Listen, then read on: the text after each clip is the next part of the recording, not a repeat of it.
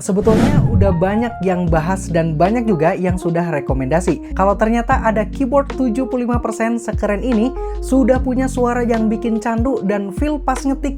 Ini sih empuk banget. Jadi, ini adalah keyboard 75% dari Aula yang sebelumnya harganya bisa menyentuh di 1 jutaan, sekarang bisa di bawah 1 jutaan aja. Kamu bisa cek sendiri di keranjang kiri bawah sebelah sini. Untuk keyboard Aula F75 yang gua pegang ini, dia sudah ada knock buttonnya di bagian sebelah sini. Terus dia juga sudah 3 koneksi. Kamu bisa pakai koneksi wired cable dengan koneksi USB Type-C, bisa pakai Bluetooth dan bisa juga pakai dongle USB 2,4 GHz. Keyboard ini juga nggak usah kamu modif-modif karena dia sudah pakai gasket mode. Ini yang bikin feel ngetik kamu jadi makin empuk. Untuk masalah operating system, keyboard ini nggak terpaku dengan operating system. Kamu bisa pakai buat di Windows, bisa juga dipakai buat di MacBook ataupun di Linux. Buat kamu yang tertarik bisa langsung aja cek keranjang di kiri bawah sebelah sini sebelum stok promonya habis lagi.